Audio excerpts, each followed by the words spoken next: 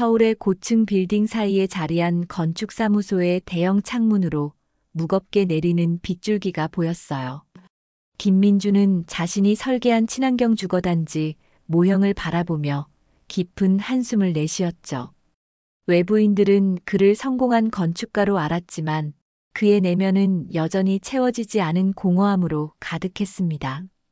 빗소리가 커질수록 민준의 마음속에는 30년 전 그날의 기억이 또렷하게 되살아났어요.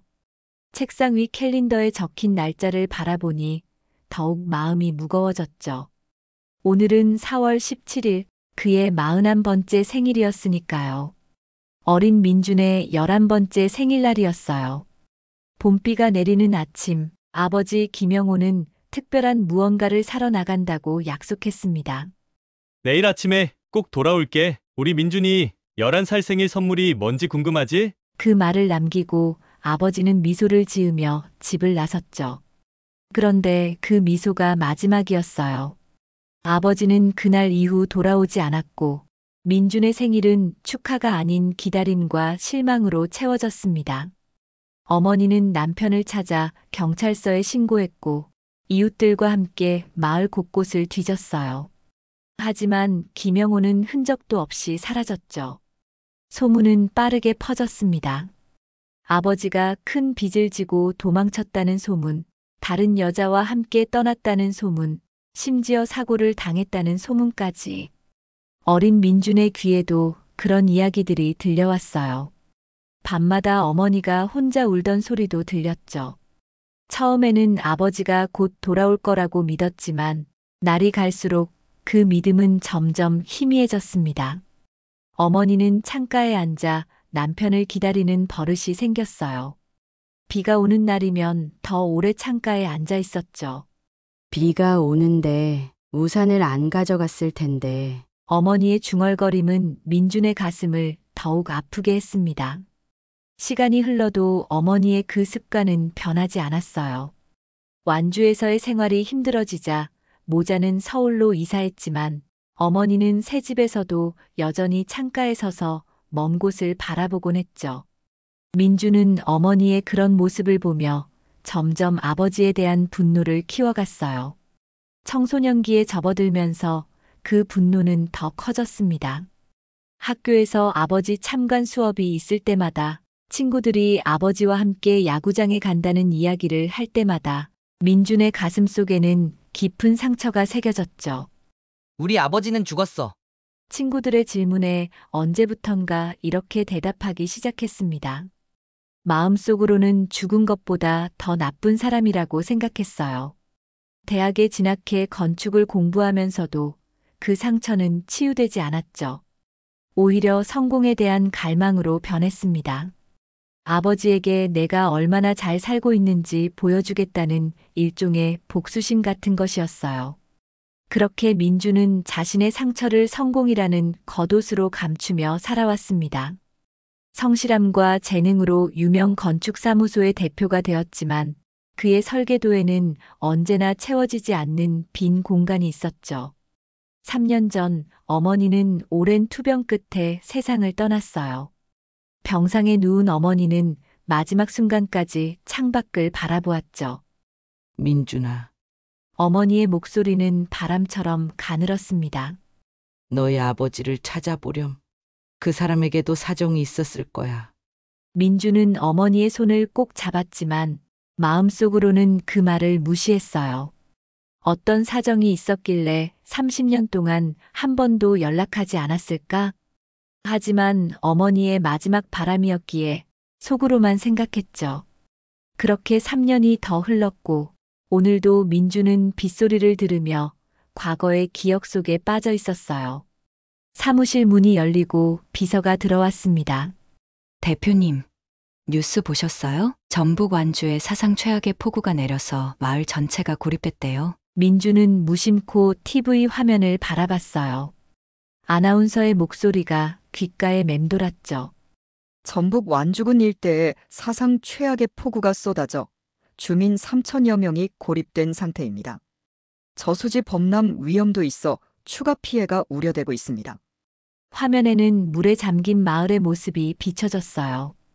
그 중에서도 익숙한 풍경이 눈에 들어왔습니다.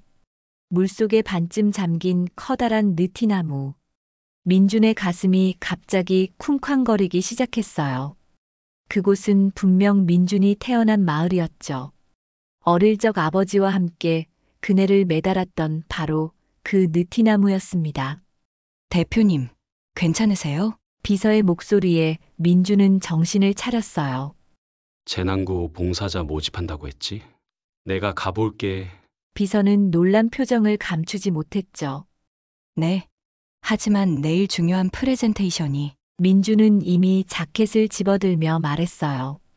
프레젠테이션은 박 이사에게 맡겨. 내가 꼭 가봐야 할 곳이야. 창밖의 빗소리가 점점 커져갔습니다. 마치 30년 전 그날처럼. 폭우는 서울에서 완주로 향하는 내내 민준의 차를 따라왔어요. 와이퍼가 빗물을 쓸어내는 소리가 마치 시계 초침처럼 규칙적으로 들렸죠. 3시간의 운전 끝에 완주군 재난안전대책본부에 도착했습니다. 민준은 재난봉사단 등록을 마치고 구호물자가 가득 실린 트럭에 올랐어요. 앞으로 며칠간 이곳에서 봉사활동을 하며 고향 마을을 돌아볼 생각이었죠. 건축하셨다고요? 다행이네요. 침수된 가옥 안전진단도 필요한 상황이거든요. 재난본부 직원의 말에 민준은 고개를 끄덕였어요. 민준의 전문성이 도움이 될 수 있다는 생각에 기분이 나아졌습니다. 하지만 마음 한구석에서는 여전히 설명할 수 없는 불안감이 자리하고 있었죠. 왜 하필 지금 이곳에 오게 된 걸까? 트럭이 물에 잠긴 도로를 따라 천천히 나아갔어요. 창밖으로 보이는 풍경은 30년 전 민준의 기억 속 마을과 많이 달랐습니다. 새로운 건물들이 들어서 있었고 도로도 넓어져 있었죠. 하지만 멀리서 보이는 산의 능선만큼은 변함없이 그 자리를 지키고 있었어요. 그리고 마을 입구, 물에 반쯤 잠긴 채 우뚝 서 있는 커다란 느티나무가 눈에 들어왔습니다. 저 나무 100년도 더 됐을 거예요. 이 마을의 상징이죠. 옆자리에 앉은 자원봉사자의 말에 민주는 고개를 끄덕였어요. 알아요. 제가 어렸을 때 저 나무에 그네를 매달았었거든요. 여기 출신이셨군요. 자원봉사자의 눈이 커졌죠. 민주는 창밖을 바라보며 대답했어요. 30년 전에 떠났어요. 그 후로는 한 번도 돌아오지 않았죠. 트럭이 마을회관 앞에 멈춰 섰습니다. 이곳이 현재 마을 주민들의 대피소로 사용되고 있었어요. 민주는 다른 봉사자들과 함께 구호물자를 내리기 시작했죠. 비록 30년 만의 귀향이었지만 지금은 감상에 젖어 있을 시간이 없었습니다. 당장 도움이 필요한 사람들이 있었으니까요. 마을회관 안은 대피한 주민들로 북적였어요. 아이들부터 노인들까지 모두 지친 표정으로 앉아 있었죠. 민주는 물자를 나르며 주변을 살폈습니다. 어쩌면 어린 시절 친구들이나 이웃들을 만날 수도 있을 것 같았어요.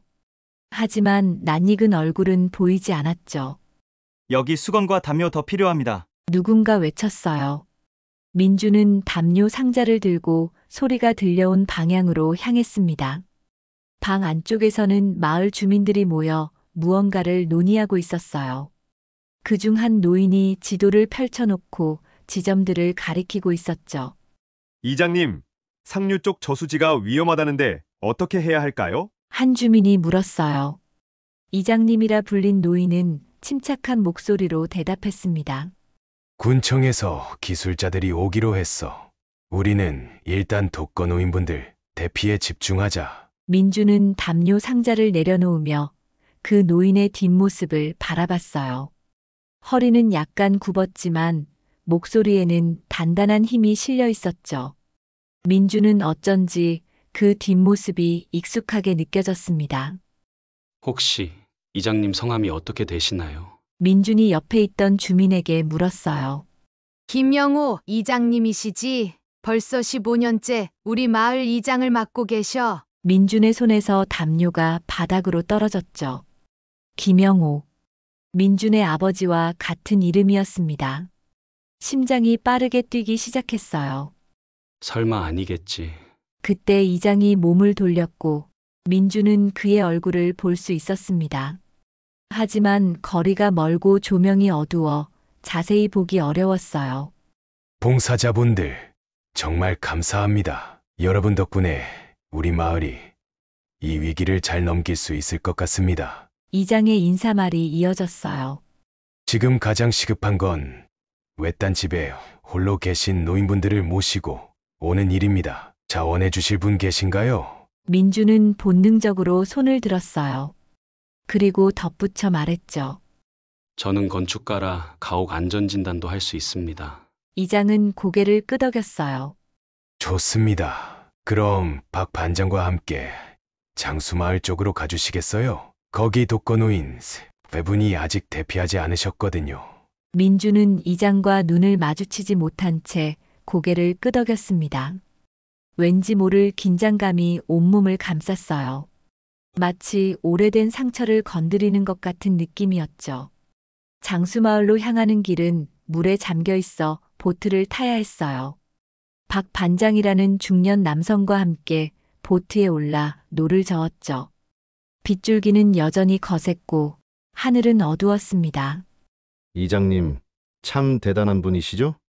박 반장이 갑자기 말을 건넸어요.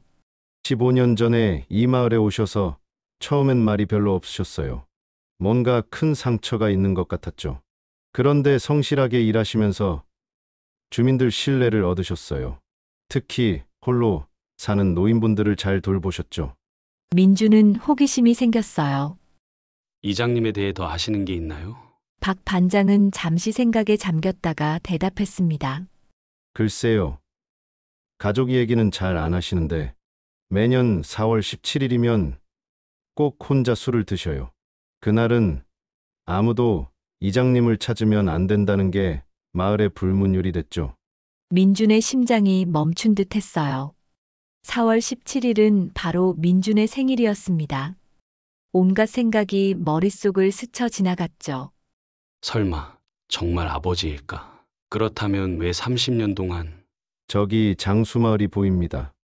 박 반장의 말에 민주는 정신을 차렸어요. 물에 반쯤 잠긴 집들 사이로 보트를 조심스럽게 나아갔습니다. 첫 번째 집에 도착해 노인을 대피시키고 두 번째 집으로 향하는 동안에도 민준의 머릿속에는 이장에 대한 생각이 가득했어요. 과연 그가 자신의 아버지일까? 만약 그렇다면 30년 동안 왜 한 번도 연락하지 않았을까? 그 질문들이 빗소리와 함께 민준의 머릿속을 울렸습니다. 마지막 집에 도착했을 때는 이미 해가 지고 있었어요. 가파른 언덕 위에 자리한 그 집은 다행히 물에 잠기지는 않았지만 주변 산사태 위험이 있었죠. 노인은 짐을 챙기며 말했습니다. 고마워요. 혼자서는 못 내려갈 뻔했어요. 요즘 무릎이 말을 안 들어서. 민주는 노인의 짐을 들어주며 물었어요. 할머니, 혹시 김영호 이장님에 대해 오래 아셨나요? 노인은 민준을 유심히 바라보더니 대답했습니다. 왜 물어보나요? 그냥 궁금해서요. 노인은 한숨을 쉬었어요.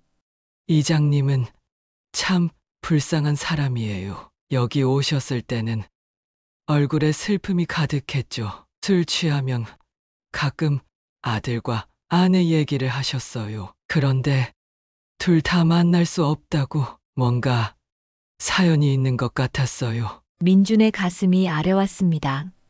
그 이장이 정말 자신의 아버지일지도 모른다는 생각이 점점 강해졌어요. 하지만 확인할 방법이 없었죠. 일단은 주민들을 안전하게 대피시키는데 집중해야 했습니다.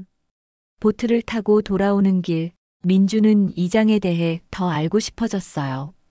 마을에 돌아오면 그를 직접 찾아가 물어볼 생각이었죠. 하지만 마을회관에 도착했을 때 이장은 이미 다른 지역으로 구조활동을 나간 뒤였습니다. 이장님은 언제 돌아오세요? 민준이 물었어요. 글쎄요. 언제 돌아오실지 모르겠네요. 요즘 이장님은 거의 쉬지도 않고 주민들 구하러 다니세요. 봉사자 중 한 명이 대답했습니다. 민주는 이장을 기다리며 다른 봉사활동을 이어갔어요. 마을회관 청소부터 식사 준비, 노인들 돌보기까지. 하지만 그의 머릿속에는 계속 이장에 대한 생각이 맴돌았죠. 왼쪽 눈썹 위에 흉터가 있는지 확인하고 싶었습니다. 어릴 적 아버지는 민준을 구하려다 다쳐서 그곳에 작은 흉터가 있었거든요. 밤이 깊어가도 이장은 돌아오지 않았어요. 민준은 피곤에 지쳐 마을회관 구석에서 눈을 붙였습니다. 꿈속에서 어머니가 나타났어요. 커다란 느티나무 아래 서 있는 어머니는 누군가를 기다리는 듯 했죠. 민준아, 아버지를 찾았니? 그 사람에게도 사정이 있었단다. 이튿날 아침 민준은 일찍 눈을 떴어요. 창밖으로는 빗줄기가 조금 잦아든 듯 했지만 여전히 마을 대부분은 물에 잠겨 있었죠. 재난본부에서는 오늘도 각 지역별로 봉사자들을 배치하고 있었습니다. 민준은 어제 가지 못했던 북쪽 마을로 배정받았어요. 그곳은 산사태 위험이 있어 더 많은 인력이 필요한 상황이었죠. 아침 식사를 마치고 트럭에 오르려는 순간 민준은 마을회관 앞에 모여있는 사람들을 발견했어요. 그 가운데에는 어제 보았던 이장이 있었습니다. 그는 밤새 구조활동을 했는지 온몸이 진흙으로 뒤덮여 있었고 얼굴에는 피로가 역력했죠. 하지만 주민들을 안심시키는 그의 목소리만큼은 여전히 힘이 있었어요. 민준은 천천히 그 무리에 다가갔습니다. 이제 햇빛이 비치는 아침이니 이장의 얼굴을 더 잘 볼 수 있을 것 같았어요. 하지만 사람들이 너무 많아 가까이 다가가기 어려웠죠. 그때 누군가 민준의 어깨를 두드렸습니다. 어제 장수마을 다녀오셨다면서요? 정말 고생 많으셨어요. 뒤돌아보니 재난본부 직원이었어요. 민준은 고개를 끄덕였죠. 네, 노인분들 3분 모시고 왔습니다. 오늘은 북쪽 마을로 가보실래요? 거기도 도움이 많이 필요하거든요. 민준은 잠시 이장을 바라봤어요. 아직 그의 얼굴을 제대로 보지 못했지만 지금은 구조 활동이 더 시급했죠. 네, 가겠습니다. 북쪽 마을로 향하는 길은 더 험했어요.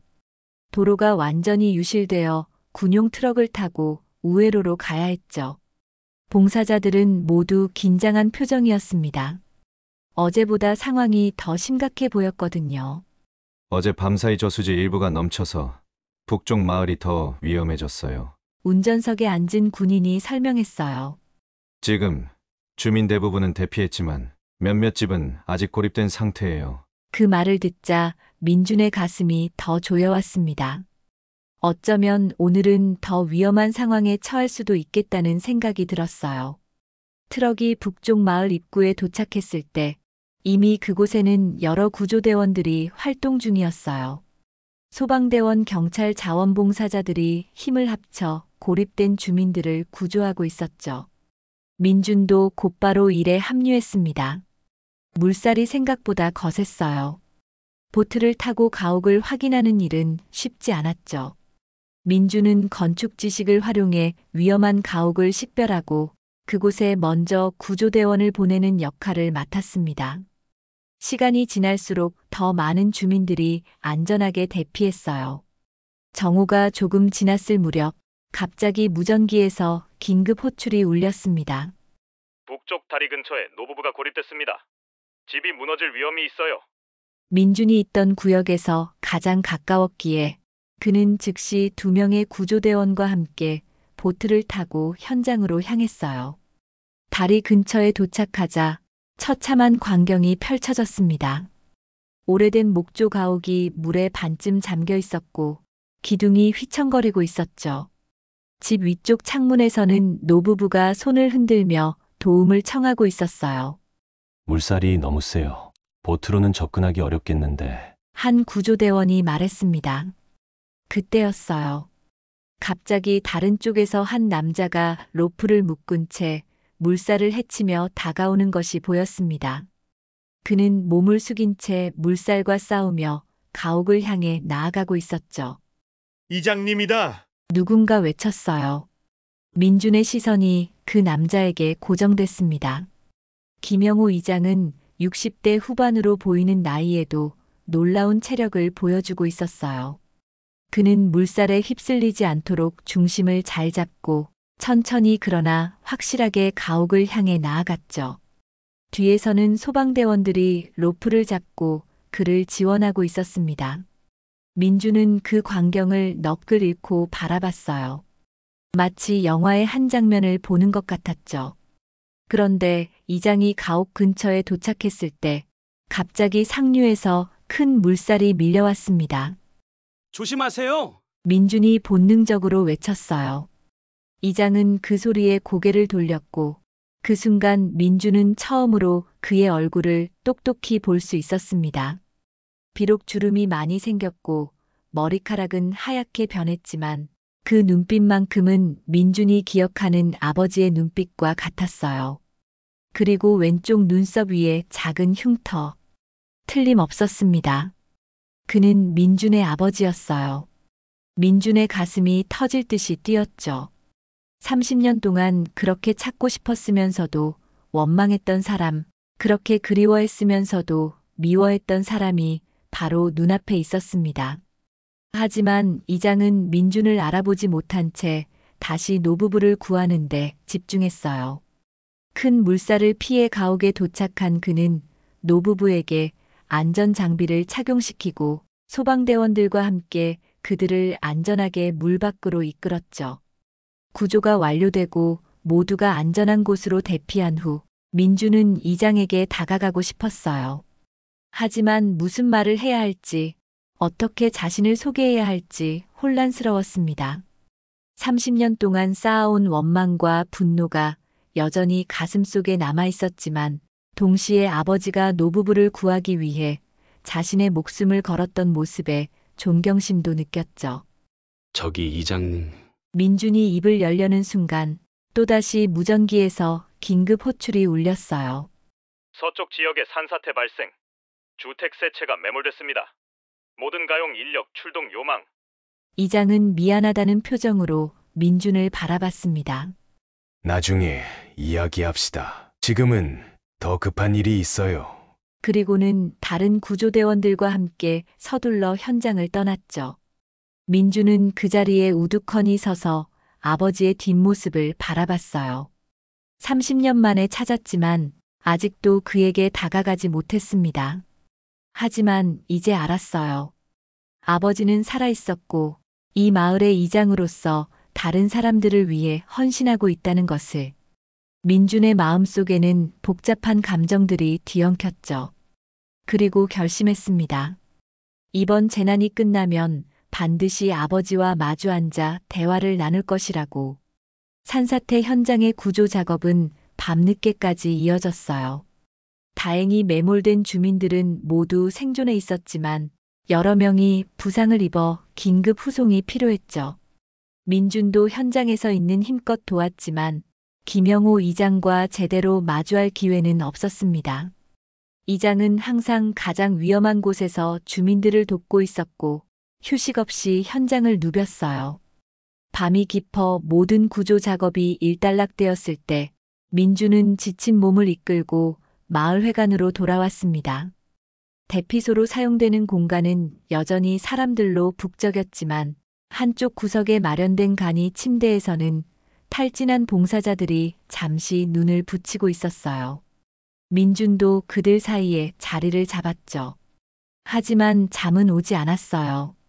머릿속에는 오늘 본 아버지의 모습이 그리고 지난 30년간의 질문들이 맴돌았습니다. 왜 떠났는지, 왜 연락하지 않았는지, 왜 어머니를 평생 창가에서 기다리게 했는지. 답을 얻고 싶었지만 지금은 모두가 지친 상태였죠. 질문은 내일로 미뤄야 했어요. 그날 밤 민주는 또다시 꿈을 꿨습니다. 이번에도 어머니가 나타났지만 이번에는 아버지도 함께였어요. 두 사람은 느티나무 아래에 서서 민준을 부르고 있었죠. 민준아, 이제 진실을 알아야 할 때야. 어머니의 목소리가 귓가에 맴돌았습니다. 새벽녘 민주는 누군가 어깨를 두드리는 느낌에 눈을 떴어요. 나이 지긋한 남성이 그를 깨우고 있었죠. 죄송합니다만 혹시 김민준 씨 맞으신가요? 이장님께서 찾으십니다. 민주는 벌떡 일어났어요. 가슴이 쿵쾅거렸죠. 네, 저입니다. 이장님이 저를요? 네, 아침 식사 준비하는 동안 잠시 이장님 사무실로 와달라고 하셨습니다. 민주는 서둘러 세수를 하고 옷매무새를 가다듬었어요. 30년 만에 아버지와 제대로 대면하는 순간이 드디어 왔다고 생각하니 온몸이 떨렸습니다. 무슨 말부터 해야 할지, 어떤 질문을 먼저 해야 할지, 머릿속이 복잡했죠. 마을회관 한쪽에 마련된 작은 사무실 앞에 도착했을 때 민주는 잠시 멈춰 섰어요. 문 앞에서 깊은 숨을 들이마시고 조심스럽게 노크했습니다. 들어오세요. 익숙하면서도 낯선 목소리였어요. 30년 전 그 목소리는 더 힘차고 밝았지만 지금은 세월의 무게가 더해져 있었죠. 민주는 천천히 문을 열고 들어갔습니다. 김영호 이장은 작은 책상 앞에 앉아 지도를 보고 있었어요. 그의 얼굴은 피로로 가득했지만 눈빛만큼은 여전히 또렷했죠. 민준이 들어오자 그는 고개를 들었습니다. 두 사람의 시선이 마주쳤어요. 침묵이 흘렀죠. 아버지와 아들은 서로를 바라보며 말을 잊었습니다. 그 침묵 속에는 30년의 세월과 그 사이에 쌓인 수많은 이야기들이 담겨 있었어요. 앉으시겠어요? 이장이 먼저 입을 열었습니다. 민주는 천천히 의자에 앉았어요. 이제 더 가까이에서 그의 얼굴을 볼 수 있었죠. 주름이 깊게 패인 얼굴이었지만 틀림없는 아버지의 얼굴이었습니다. 왼쪽 눈썹 위의 흉터는 어릴 적 민준을 업고 가다 넘어지면서 생긴 것이었어요. 어제 당신이 외친 소리를 듣고 돌아봤을 때 이장의 목소리가 떨렸어요. 처음에는 믿기지 않았습니다. 하지만 계속 마음에 걸려서 주민들에게 물어보니 서울에서 온 김민준이라는 봉사자가 있다고 하더군요. 민주는 여전히 말을 잇지 못했어요. 복잡한 감정이 가슴속에서 소용돌이쳤죠. 당신이 정말 민준이 맞습니까? 이장의 눈에 눈물이 고였어요. 민주는 천천히 고개를 끄덕였습니다. 네, 저는 김민준입니다. 당신의 아들이요. 그 말에 이장의 얼굴이 창백해졌어요. 그는 의자에서 일어나려다 비틀거렸고 민준이 급히 다가가 그를 부축했습니다. 그 순간 30년 만에 아버지와 아들이 처음으로 서로를 접촉했어요. 이장의 몸이 떨리는 것이 느껴졌죠. 앉으세요. 아버, 이장님. 민준이 그를 부축해 다시 의자에 앉혔어요. 이장님이라 역시 날 아버지라고 부르기 어렵겠지. 이장은 쓴웃음을 지었습니다. 당연한 일이지. 30년 동안 연락 한 번 없었으니. 침묵이 다시 찾아왔어요. 창밖에서는 빗소리가 들렸고 멀리서 구조 활동을 위한 스피커 소리도 들려왔습니다. 재난 상황은 계속되고 있었지만 이 작은 사무실 안에는 시간이 멈춘 듯한 기분이 감돌았죠. 왜 그렇게 갑자기 사라지셨나요? 민준이 마침내 입을 열었어요. 그 질문은 30년 동안 그의 가슴 속에 자리 잡고 있었죠. 이장은 깊은 한숨을 내쉬었습니다. 그날 너의 생일이었지. 야구 글러브를 사주려고 나갔었어. 민준의 눈에 눈물이 고였어요. 어린 시절 그토록 야구 글러브를 갖고 싶어 했던 기억이 새록새록 떠올랐죠. 그런데 가게 앞에서 빚쟁이들에게 붙잡혔다. 이장의 목소리가 떨렸어요.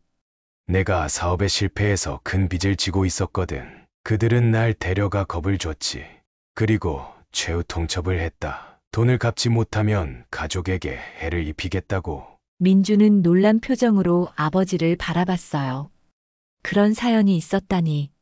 어머니조차 알지 못했던 이야기였죠. 그래서 결정했다. 너희를 지키기 위해 멀리 떠나기로. 이장은 손을 꽉 쥐었어요. 빚쟁이들이 나를 따라다니게 하고 너희에게는 접근하지 못하게. 그게 최선이라고 생각했지. 그럼 왜 한 번도 연락하지 않으셨어요? 어머니는 평생 창가에서 아버지를 기다리셨다고요. 민준의 목소리에 억눌렀던 분노가 묻어났어요. 이장의 눈에서 눈물이 흘러내렸죠.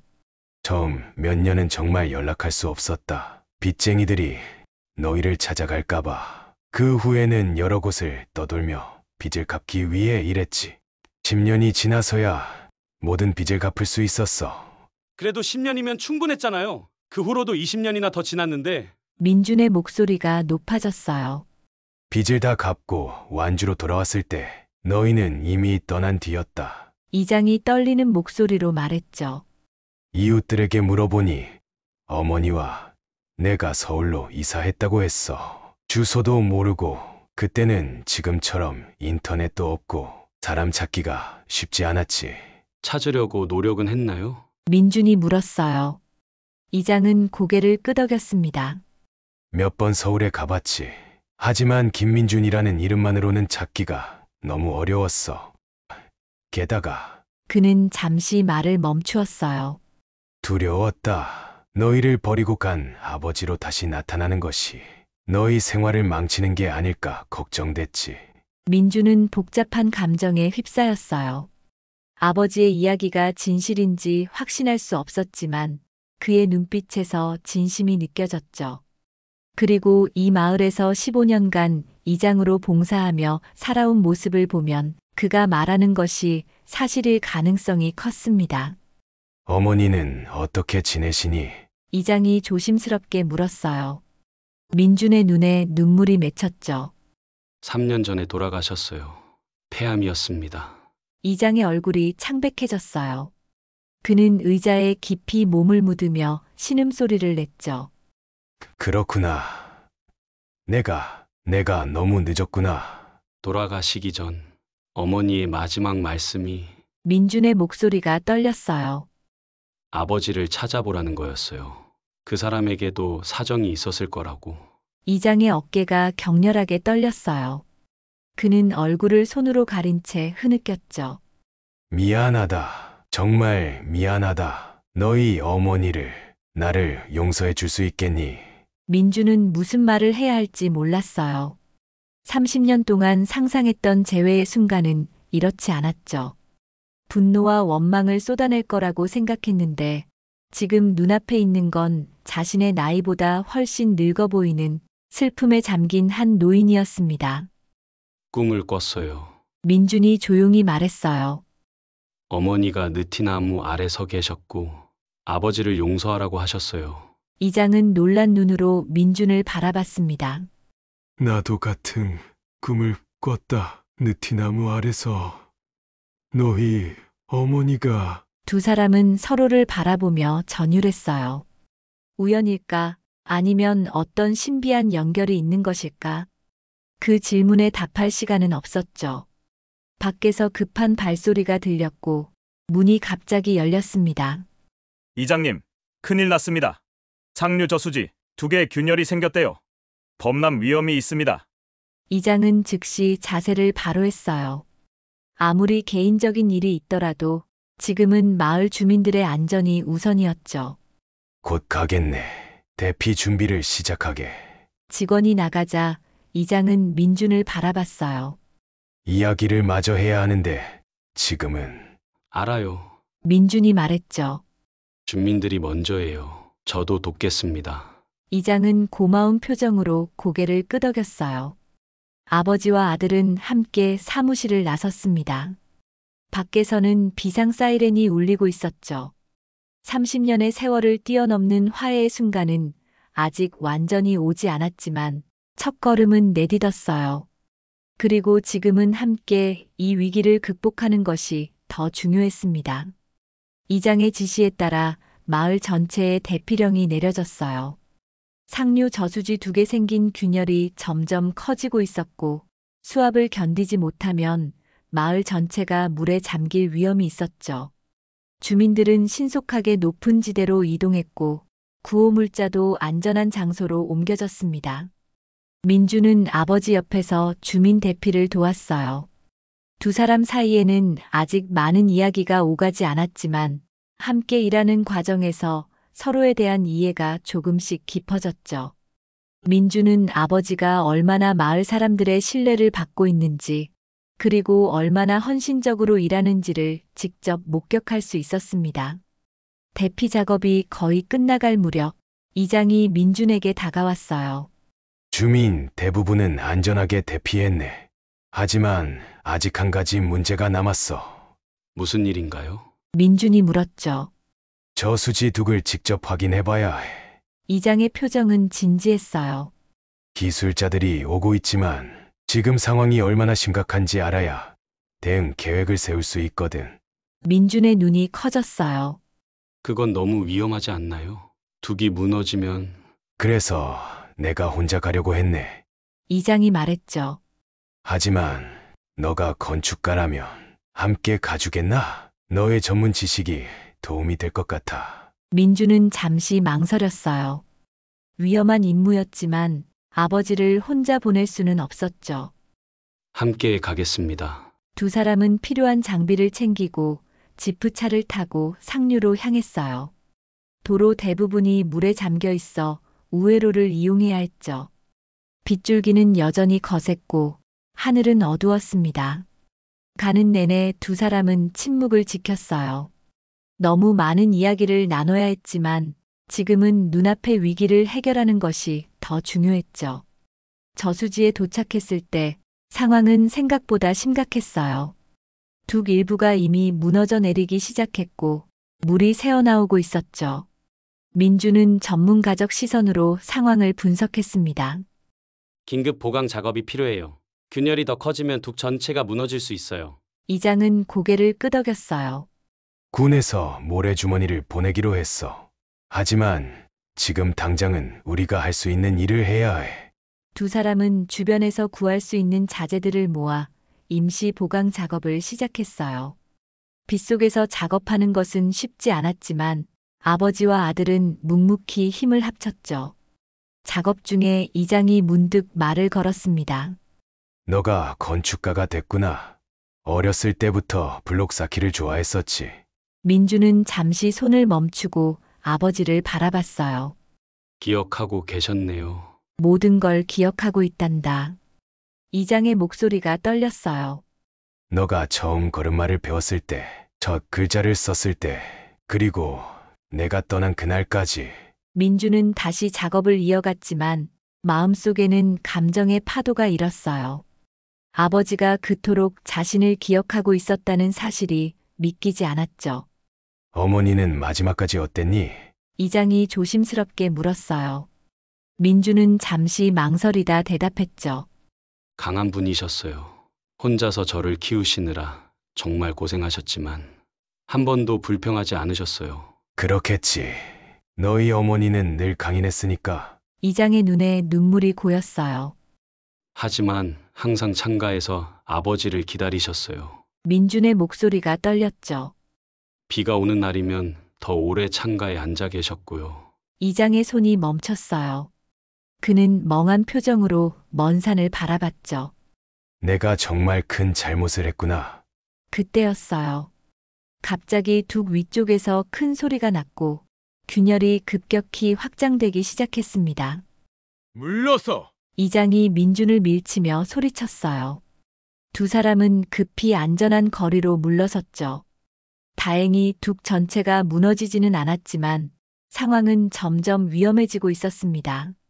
이대로는 안 되겠어. 무전으로 상황을 알리고 모래주머니를 최대한 빨리 보내달라고 요청해야 해. 이장이 말했어요. 하지만 무전기가 제대로 작동하지 않았죠. 폭우로 인해 신호가 약해진 듯 했습니다. 내가 직접 내려가서 알려야겠어. 이장이 결심한 듯 말했어요. 제가 갈게요. 민준이 자원했죠. 저는 젊으니까 더 빨리 갔다 올 수 있어요. 이장은 고개를 저었어요. 너는 이 지형에 익숙하지 않아. 게다가 비상사태니까. 마을 이장인 내가 가는 게 맞아. 두 사람이 서로를 설득하려는 찰나 더 큰 소리와 함께 두 개 균열이 크게 확장됐습니다. 물이 빠르게 새어나오기 시작했어요. 상황이 급박해지자 이장이 결단을 내렸죠. 함께 가자. 두 사람이 빠르게 움직이면 시간을 절약할 수 있을 거야. 민주는 고개를 끄덕였어요. 두 사람은 신속하게 차에 올라 마을로 향했습니다. 하지만 내려오는 길은 올라갈 때보다 훨씬 위험했어요. 폭우로 도로 일부가 유실되어 있었고 작은 산사태가 여기저기서 발생하고 있었죠. 산비탈을 내려오던 중 갑자기 차 앞쪽으로 토사가 쏟아졌어요. 이장은 급브레이크를 밟았지만 미끄러운 도로에서 차는 제동되지 않고 미끄러졌죠. 조심해! 민준이 외쳤지만 이미 늦었어요. 차는 도로 가장자리를 넘어 경사면을 따라 굴러떨어지기 시작했습니다. 몇 번의 충격 후 차는 나무에 걸려 겨우 멈췄어요. 민주는 정신을 차리고 아버지를 살폈죠. 이장은 의식이 있었지만 머리에서 피가 흐르고 있었습니다. 괜찮으세요? 민준이 걱정스럽게 물었어요. 괜찮아. 그냥 긁힌 것뿐이야. 이장이 대답했지만 그의 얼굴은 고통으로 일그러져 있었죠. 차에서 나오려고 시도했지만 차체가 너무 기울어져 있어 위험했어요. 게다가 계속되는 폭우로 경사면이 불안정해 보였죠. 민주는 무전기를 잡았지만 여전히 신호가 잡히지 않았습니다. 여기서 기다려야 할 것 같아요. 구조대가 우리를 찾을 거예요. 민준이 말했어요. 이장은 고개를 저었죠. 그럴 시간이 없어. 지금 저수지둑이 무너지면 마을 전체가 위험해. 하지만 아버지 상태가... 민준이 걱정스럽게 말했어요. 나는 괜찮아. 이장이 단호하게 말했죠. 너가 먼저 올라가. 차 뒤쪽으로 나가면 경사가 완만해. 내가 뒤따라갈게. 민준은 망설였지만 상황이 급박했기에 아버지의 말을 따랐어요. 조심스럽게 차 뒤쪽으로 빠져나와 경사면을 올라가기 시작했죠. 몇 미터 올라간 후 뒤를 돌아보니 아버지도 차에서 나와 따라오고 있었어요. 하지만 그의 움직임은 불안정했고 왼쪽 다리를 절고 있었죠. 다리를 다치셨어요? 민준이 돌아가려 했어요. 계속 가. 나는 천천히 따라갈게. 이장이 소리쳤죠. 민준은 내키지 않았지만 어서 도움을 요청해야 한다는 생각에 계속 올라갔어요. 도로에 도착한 그는 마을 방향으로 뛰기 시작했습니다. 얼마 지나지 않아 다행히 구조대원들을 만났죠. 민주는 저수지 상황과 차 사고에 대해 신속하게 설명했어요. 아버! 이장님이 차에서 나오다가 다치셨어요. 빨리 도와주세요. 구조대원들은 즉시 장비를 챙겨 민준과 함께 사고 현장으로 향했어요. 하지만 도착했을 때 아버지의 모습은 보이지 않았죠. 차만 그대로 나무에 걸려 있었을 뿐이었어요. 이장님, 어디 계세요? 구조대원들이 소리쳤지만 대답은 없었습니다. 민준의 가슴이 철렁 내려앉았어요. 주변을 살피던 중 경사면 아래쪽에서 뭔가 움직이는 것이 보였죠. 조명을 비춰보니 이장이 비탈을 따라 미끄러져 내려간 모습이 보였어요. 저기요! 민준이 외쳤습니다. 구조대원들은 신속하게 로프를 설치하고 아래로 내려갔어요. 민준도 따라 내려갔죠. 이장은 의식이 있었지만 왼쪽 다리가 바위에 끼어 있었고 상황은 좋지 않아 보였습니다. 괜찮으세요? 민준이 아버지 곁에 무릎을 꿇었어요. 민준아. 이장의 목소리는 약했지만 그의 눈에는 안도감이 어렸죠. 다행이다. 무사해서. 구조대원들이 장비를 사용해 바위를 들어올리는 동안 민준은 아버지의 손을 꼭 잡았어요. 갑자기 하늘에서 천둥 소리가 크게 울렸고 빗줄기는 더욱 거세졌습니다. 저수지는 마을 사람들은 이장이 걱정스럽게 물었어요. 군부대에서 모래주머니 작업 중이라고 해요. 주민들도 모두 안전하게 대피했고요. 민준이 아버지를 안심시켰죠. 이장의 얼굴에 안도감이 스쳤어요. 그리고 이어진 말은 민준의 가슴을 찔렀습니다. 너가 여기 있어서 다행이야. 30년 만에 널 다시 만나다니.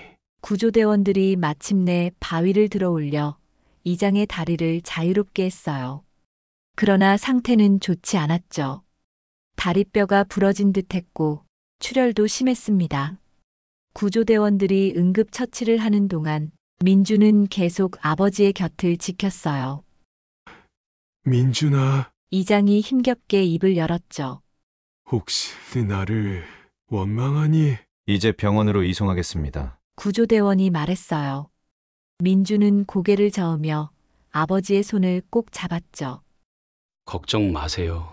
제가 같이 갈게요. 폭풍우 속에서 30년의 세월을 뛰어넘어 아버지와 아들은 다시 하나가 되어가고 있었어요. 아직 풀지 못한 많은 의문과 상처가 남아 있었지만 이제 적어도 서로를 이해하려는 첫 걸음을 내딛었습니다. 그리고 그들의 꿈속에서 어머니는 미소 지으며 지켜보고 있었죠. 이장은 군용 헬리콥터로 인근 종합병원으로 이송됐어요. 상황이 위급하여 일반 구급차로는 빠른 이송이 어려웠기 때문이죠.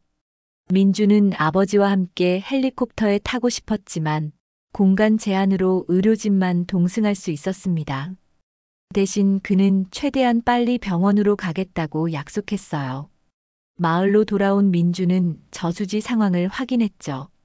다행히 군부대와 소방서에서 신속하게 대응하여 둑을 임시로 보강한 상태였어요. 위기는 일단 넘긴 듯 했지만 여전히 안심할 수는 없었습니다. 민주는 아버지의 조언에 따라 마을 주민들의 대피소 상황을 점검하고 임시로 이장 업무를 도왔어요. 이장님 아드님이셨어요? 한 노인이 민준에게 다가와 물었죠. 민준은 잠시 망설이다 고개를 끄덕였어요. 네, 그런데 어떻게 아셨어요? 눈빛이 똑같아요. 노인이 미소를 지었죠. 이장님께서 술 취하셨을 때 가끔 아들 이야기를 하셨거든요. 내 아들 민준이가 있다면 하고요. 민준의 가슴이 아려왔어요. 아버지가 그렇게 자신을 그리워했다니. 30년 동안 그는 아버지를 증오하며 살았지만 아버지는 계속 그를 마음에 품고 있었다는 사실이 믿기지 않았습니다.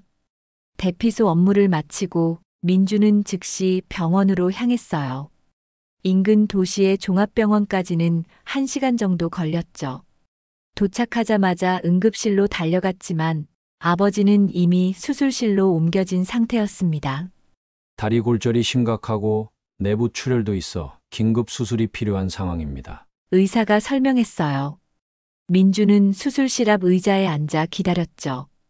병원 벽시계의 초침 소리가 유난히 크게 들렸어요. 시간이 얼마나 흘렀을까? 어느새 밖은 어두워지고 있었습니다.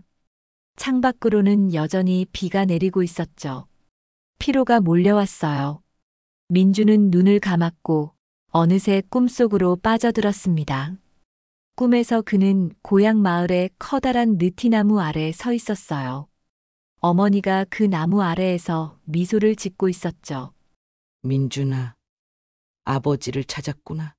어머니의 목소리는 마치 바람 같았어요. 어머니, 왜 아버지는 우리를 떠났나요? 왜 한 번도 연락하지 않았나요? 민준이 물었죠. 어머니는 부드럽게 미소 지었어요. 사람의 마음은 복잡한 거란다. 때로는 사랑하는 사람을 위해 떠나는 것이 최선의 선택일 수도 있어. 하지만 어머니는 평생 기다리셨잖아요. 민준의 목소리가 떨렸죠. 그래, 그건 내 선택이었단다. 어머니가 대답했어요. 너희 아버지도 자신의 방식으로 너희를 사랑했어. 지금은 너가 그를 이해해 줄 때야. 그때 다른 인형이 느티나무 뒤에서 나타났어요. 젊은 모습의 아버지였죠. 그는 민준의 11번째 생일에 입었던 옷을 그대로 입고 있었습니다. 민준아, 미안하다. 젊은 아버지가 말했어요. 너 생일에 약속을 지키지 못해서. 민준은 꿈속에서도 눈물이 흘렀죠. 아버지. 너가 원망해도 당연해. 아니, 야, 민준아. 지금 너의 아버지는 너의 용서가 필요해. 그가 떠난 건 너희를 지키기 위해서였단다. 꿈속의 장면이 갑자기 변했어요. 이제 민주는 30년 전의 장면을 목격하고 있었죠. 아버지가 빚쟁이들에게 붙잡혀 협박당하는 모습, 가족을 지키기 위해 눈물을 삼키며 멀리 떠나는 모습, 그리고 해가 갈수록 더 깊어지는 그의 슬픔을. 일어나세요. 누군가 민준의 어깨를 흔들었어요. 민준은 눈을 떴죠. 간호사가 그를 깨우고 있었습니다. 수술이 끝났어요.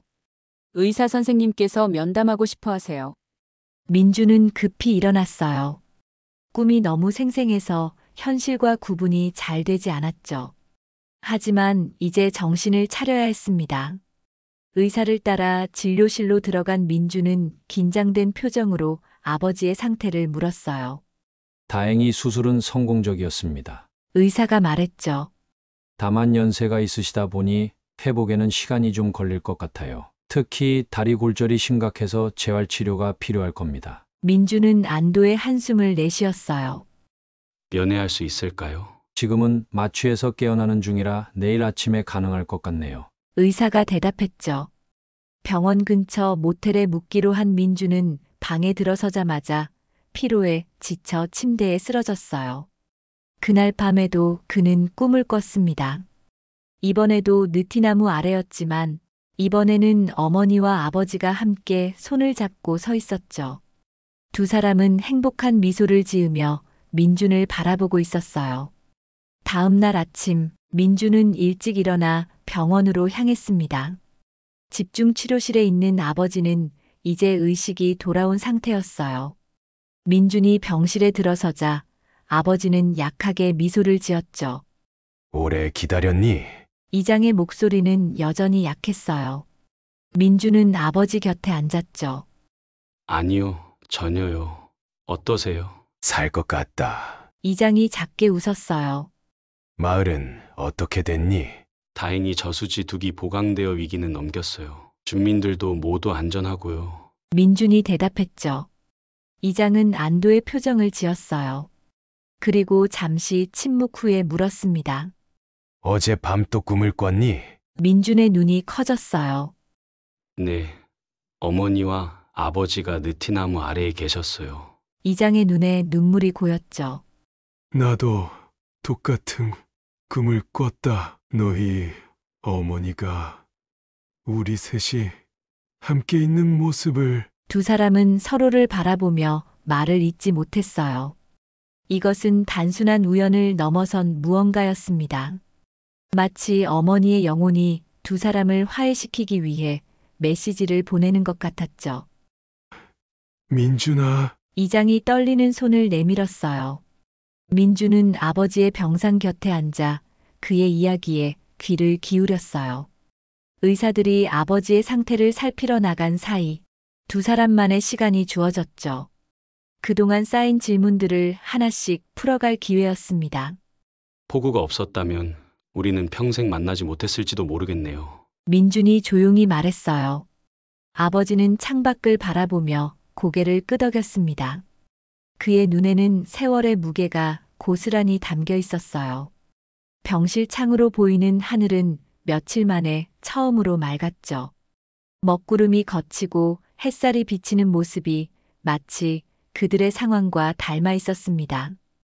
어머니는 끝까지 아버지가 돌아오실 거라 믿으셨어요. 민준이 말을 이었어요. 매일 창가에서 기다리셨죠. 아버지의 목소리는 비통했습니다. 그게 나를 더 괴롭혔다. 돌아가고 싶어도 돌아갈 수 없었던 시간들. 민준은 병상 테이블 위에 놓인 낡은 지갑에 시선이 머물렀어요. 아버지는 그의 시선을 알아챘는지 지갑을 집어 열었습니다. 그 안에서 꺼낸 것은 색이 바랜 가족사진 한 장이었어요. 어린 민준과 어머니, 그리고 젊은 시절의 아버지가 느티나무 아래서 웃고 있는 모습이었죠. 이것 하나만 가지고 다녔단다. 아버지가 떨리는 손으로 사진을 쓰다듬었어요.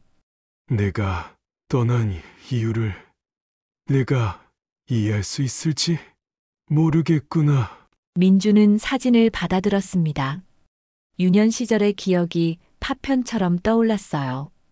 느티나무에 매달린 그네, 아버지의 어깨에 올라타 세상을 내려다보던 순간 어머니의 따뜻한 웃음소리, 그리고 갑자기 사라진 행복의 파편들. 그리고 이걸 보여주고 싶어. 이장이 약하게 말했어요. 간호사에게 내 개인 물품 중 작은 상자를 가져다 달라고 해줄래? 민준이 간호사를 불러 부탁하자 곧 작은 나무 상자가 전달됐어요. 이장은 떨리는 손으로 상자를 열었죠. 그 안에는 오래된 야구 글러브가 있었습니다. 이건 민준의 목소리가 떨렸어요. 너의 11살 생일 선물이야. 이장이 말했죠. 그날 사려고 했던 30년 동안 간직해왔어. 민준은 글러브를 조심스럽게 손에 들었어요. 낡고 색이 바랜 글러브였지만 그 안에는 아버지의 사랑과 그리움이 고스란히 담겨 있었습니다. 그 순간 민준의 마음속에 쌓여있던 30년의 분노와 원망이 눈 녹듯 사라지기 시작했어요. 아버지. 30년 만에 처음으로 민준은 그를 아버지라고 불렀습니다. 그 한마디에 이장의 눈에서는 눈물이 하염없이 흘러내렸어요. 병실 창밖으로는 비가 그치고 햇살이 비치기 시작했죠. 마치 30년의 폭풍우가 마침내 끝나고 새로운 날이 시작된 것처럼 아버지의 회복은 의사들의 예상보다 더뎠어요. 고령의 오랜 무리가 겹친 탓에 쉽게 호전되지 않았죠. 민주는 서울 건축사무소 일을 동료들에게 맡기고 아버지 곁을 지켰습니다. 병원 근처 모텔에 장기 투숙하며 매일 아침부터 저녁까지 병실을 지켰어요.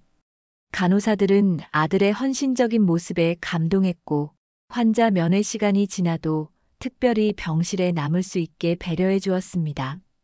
이러다 너 일에 지장 있는 거 아니니? 아버지의 물음에 민주는 고개를 저었어요. 괜찮아요. 제가 대표라서 좀 융통성이 있거든요. 민준의 대답에 아버지는 안심한 듯 미소를 지었습니다. 이번 2주째 완주에서 반가운 소식이 들려왔어요. 폭우가 완전히 그쳤고 피해 복구가 순조롭게 진행되고 있다는 내용이었죠. 마을 주민들은 이장의 쾌유를 빌며 성금을 모았고 이장 대리를 맡은 부의장이 민준에게 직접 전화를 걸어왔습니다. 마을 사람들의 존경과 감사를 전하는 부의장의 말에 민준은 뭉클함을 느꼈어요. 아버지가 이 마을에서 얼마나 소중한 존재인지 실감할 수 있었죠. 병상에 누운 아버지는 매일 마을 소식을 궁금해했습니다. 몸은 병상에 묶여 있어도 마음은 여전히 마을 사람들을 걱정했어요. 민주는 마을에서 온 소식을 전하고 간간히 아버지의 어린 시절 이야기를 들었습니다. 30년의 공백을 메우기에는 턱없이 부족한 시간이었지만 조금씩 서로를 알아가는 과정이 소중했어요. 마을에 돌아가면 내가 살던 집을 꼭 보여주고 싶구나. 아버지가 말했습니다. 민주는 그 말에 고개를 끄덕이며 미소를 지었어요. 저도 그러고 싶어요. 어릴 적 기억이 가물가물해서요. 이번 3주째 되던 날, 민준이 아침 일찍 병실에 도착했을 때 의사가 심각한 표정으로 기다리고 있었습니다. 밤사이 아버지의 상태가 갑자기 악화되었다는 소식이었어요. 내부 출혈이 재발하여 응급수술이 필요한 상황이었죠. 민주는 수술 동의서에 서명하며 가슴이 철렁 내려앉는 느낌을 받았습니다. 겨우 찾은 아버지를 다시 잃게 될지도 모른다는 두려움이 엄습했어요. 수술은 6시간 넘게 진행됐습니다. 민주는 수술실 앞 의자에 앉아 꼼짝도 하지 않고 기다렸어요. 평생 원망했던 사람이었지만 이제는 그 사람이 얼마나 소중한지 깨닫고 있었죠. 어머니의 마지막 부탁이 떠올랐고 꿈에서 본 장면들이 스쳐 지나갔습니다. 민주는 간절히 기도했어요. 그저 아버지가 무사히 이 위기를 넘기고 이제부터라도 함께할 수 있기를 바라면서요. 가족분 되시죠? 의사의 부름에 민주는 벌떡 일어났습니다. 네, 아들입니다. 어떻게 됐나요? 민준의 목소리가 떨렸어요. 의사의 표정은 무거웠습니다. 수술은 일단 성공적이었지만 상태가 매우 위중하다고 했어요. 특히 심장에 무리가 많이 갔고 다음 24시간이 고비라는 설명이었죠. 민주는 의사의 말을 들으며 손에 땀이 배어나는 것을 느꼈습니다. 중환자실로 옮겨진 아버지는 각종 의료 장비에 연결된 채 깊은 잠에 빠져 있었어요. 아버지, 제발 버텨주세요. 중환자실 유리창 너머로 아버지를 바라보며 민주는 속으로 간절히 빌었습니다. 그날 밤 민주는 병원 로비의 소파에서 눈을 붙였어요. 깊은 잠에 들었을 때 또다시 그 꿈이 찾아왔습니다. 느티나무 아래 어머니가 서 있었고 이번에는 젊은 모습의 아버지도 함께 있었어요. 두 사람은 행복하게 웃고 있었지만 어딘지 모르게 작별 인사 같은 느낌이 들었죠. 어머니가 민준에게 손을 내밀었고 민준이 그 손을 잡으려는 순간 눈을 떴습니다. 이상한 예감에 번뜩 일어난 민준은 곧바로 중환자실로 달려갔어요. 중환자실 앞에 도착했을 때 이미 의료진들이 분주하게 움직이고 있었습니다. 아버지의 심장이 멈춘 것이었어요. 의사들은 심폐소생술을 시행하며 필사적으로 아버지의 생명을 구하고자 했지만 결국 새벽 3시 27분 김영호는 세상을 떠났습니다.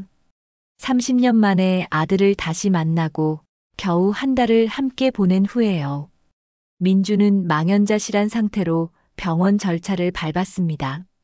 장례식을 위해 아버지의 시신을 고향 완주로 이송하기로 결정했어요.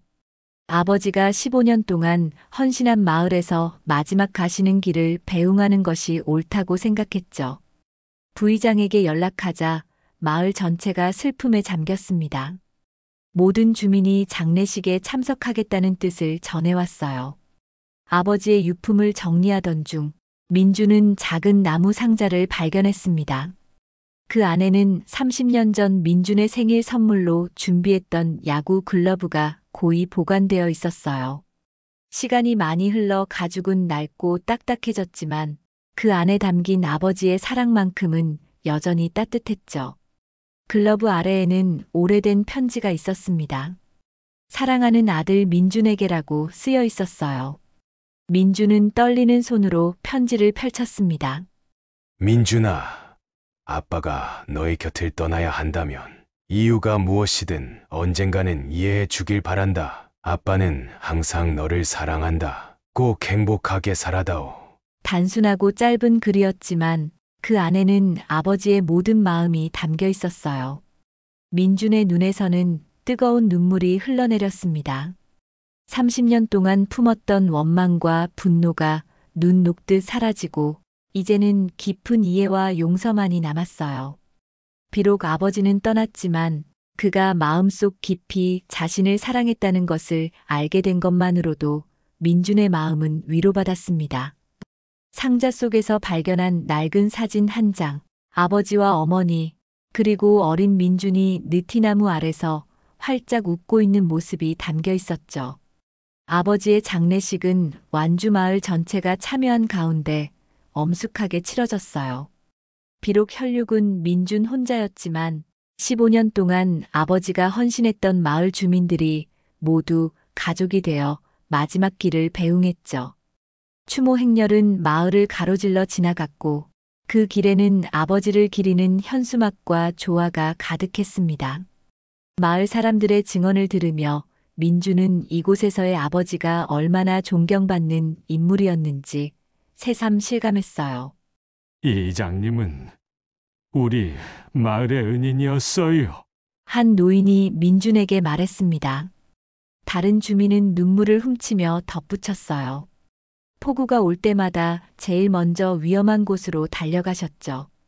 장례를 마친 후 민주는 아버지가 살던 집을 정리하기로 했습니다. 아버지의 집은 마을 외곽의 조용한 언덕 위에 자리한 작은 한옥이었어요. 소박하지만 아늑한 공간이었죠.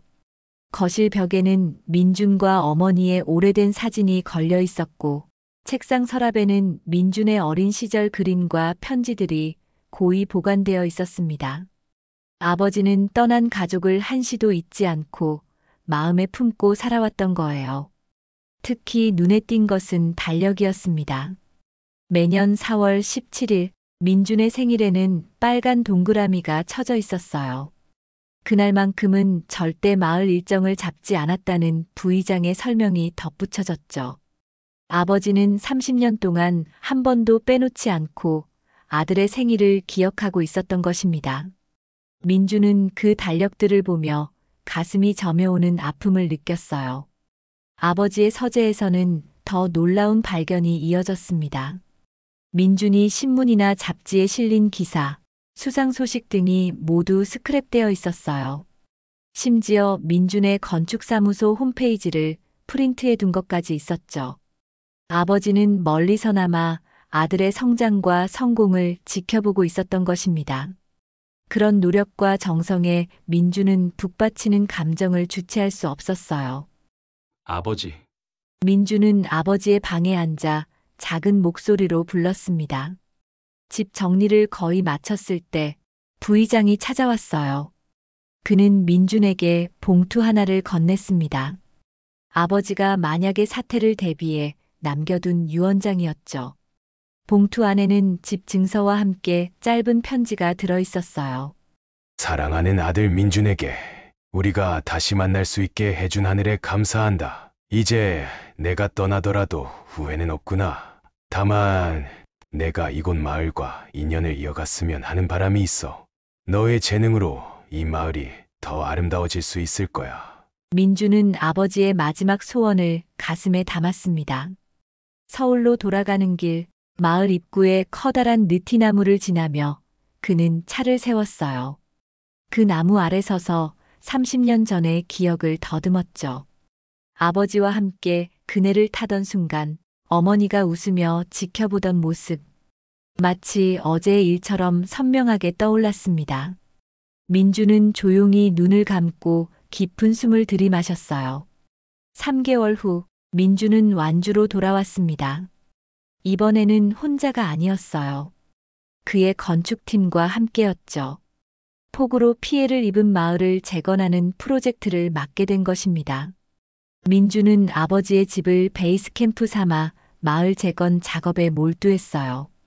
친환경 자재와 전통 한옥의 미를 살린 설계로 마을은 조금씩 새롭게 태어나고 있었습니다. 이장님이 보시면 정말 좋아하셨을 거예요. 주민들은 민준의 작업을 보며 감탄했어요. 작업이 한창이던 어느 날, 민준은 마을 입구 느티나무 옆에 작은 공원을 조성하기로 결정했습니다.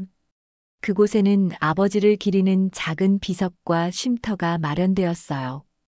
비석에는 사랑하는 가족을 위해 모든 것을 바친 김영호를 기억하며라는 문구가 새겨졌죠.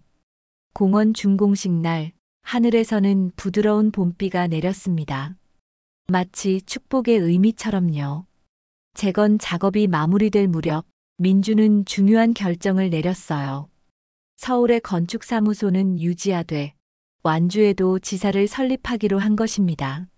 아버지의 집은 그대로 보존하면서 일부를 사무실로 개조했죠. 이제 그는 서울과 완주를 오가며 생활하게 되었습니다. 도시의 현대적 건축과 시골의 전통적 요소를 융합한 그의 설계는 큰 주목을 받기 시작했어요. 1년 후 완주 재건 프로젝트는 대한민국 건축 대상을 수상했습니다. 수상 소감에서 민주는 아버지의 이야기를 세상에 알렸어요. 가족을 지키기 위해 30년을 희생한 한 남자의 이야기, 그리고 폭우가 가져다준 기적 같은 재회에 대해서요. 많은 사람들이 그 이야기에 감동했고 완주 마을은 재회의 마을로 새롭게 알려지게 되었습니다. 매년 4월 17일 민준의 생일이자 아버지를 처음 만난 날에는 마을 축제가 열렸어요. 느티나무 아래에서 주민들과 방문객들이 모여 음식을 나누고 이야기를 나누었죠.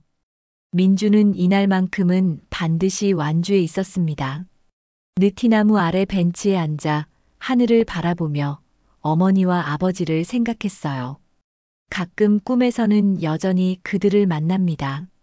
느티나무 아래에서 행복하게 웃고 있는 두 사람의 모습이에요. 이제 그 꿈은 더 이상 슬픔을 가져다 주지 않았죠. 대신 따뜻한 위로와 평화를 전해주었습니다. 30년의 상처는 폭우와 함께 씻겨 내려갔고 새로운 시작이 그 자리를 채웠어요. 민주는 이제 알았습니다. 진정한 용서와 화해가 가져다주는 치유의 힘을 말이에요. 아버지, 어머니, 저 잘 지내고 있어요. 민주는 종종 느티나무 아래서 속삭였습니다. 그리고 언제나 부드러운 바람이 그의 속삭임에 대답하는 것 같았어요. 마치 어머니와 아버지가 여전히 그를 지켜보고 있다는 듯이요. 폭우가 가져다준 기적 같은 재회는 끝이 아닌 새로운 시작이었습니다. 민주는 아버지의 희생과 사랑을 기억하며 그 뜻을 이어 살아가기로 했어요. 그것이 자신이 할 수 있는 가장 아름다운 보답이라고 생각했기 때문입니다. 어느 봄날 완주 마을은 완전히 새로운 모습으로 태어났어요. 민준의 설계로 지어진 새 건물들은 전통과 현대를 조화롭게 융합해 마을의 생기를 불어넣었죠. 특히 마을 중심에 세워진 문화센터는 지역 주민들의 자랑거리가 되었습니다. 이 건물 입구에는 김영호 기념관이라는 작은 공간이 마련되었어요. 아버지의 사진과 함께 그가 마을에 기여한 일들이 기록되어 있었죠. 민주는 매달 한 번씩 서울과 완주를 오가며 생활했습니다. 아버지의 집은 그대로 보존하여 제2의 집으로 삼았어요. 서울에서의 바쁜 일상 속에서도 이곳에 오면 마음이 편안해졌죠. 아버지의 흔적이 남아있는 이 공간에서 민주는 비로소 자신의 뿌리를 찾은 느낌이었습니다. 느티나무 아래 조성된 공원은 마을의 중심 휴식 공간이 되었어요. 아이들은 그네를 타며 웃음소리를 퍼뜨렸고 노인들은 벤치에 앉아 옛 이야기를 나누었죠. 민주는 이곳에서 자신의 어린 시절을 떠올렸습니다. 그리고 아버지와 함께했던 짧지만 소중한 순간들을 생각했어요. 이제는 그 기억들이 아프지 않았죠. 오히려 감사함으로 가득했습니다. 서울의 건축사무소는 영호 디자인으로 이름을 바꿨어요. 아버지의 이름을 딴 것이었죠. 민주는 아버지로부터 배운 헌신과 진정성을 설계에 담으려 노력했습니다. 그의 건축물들은 단순한 구조물이 아닌 사람들의 삶과 이야기를 담는 공간으로 인정받기 시작했어요. 때때로 민주는 어머니와 아버지의 묘소를 함께 찾았습니다. 비록 생전에는 30년을 떨어져 있었지만 이제 두 사람은 영원히 나란히 누워 있었어요. 민주는 그들의 묘 앞에 무릎을 꿇고 이야기를 나누었죠. 자신의 일상, 완주 마을의 변화, 그리고 아버지의 이름을 딴 장학재단 설립 소식까지 부모님이 자신을 지켜보고 있다는 믿음이 있었기에 가능한 대화였습니다. 완주 마을 사람들에게 민주는 이제 영호 이장님의 아들로 불렸어요.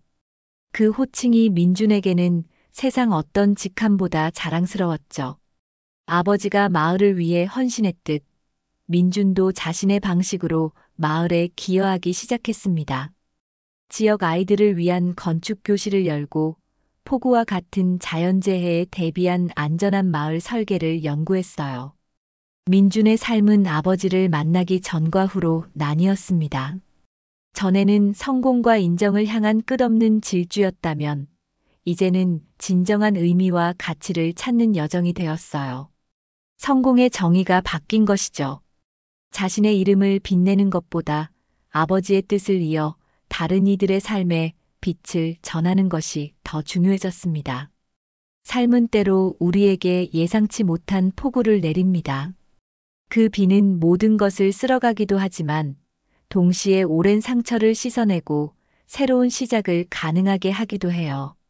민준에게 그 폭우는 30년의 상처를 지우고 진정한 화해와 이해의 문을 열어준 축복이었죠. 아버지의 빈자리는 여전히 아프지만 이제 그 공간은 감사와 사랑으로 채워지고 있습니다.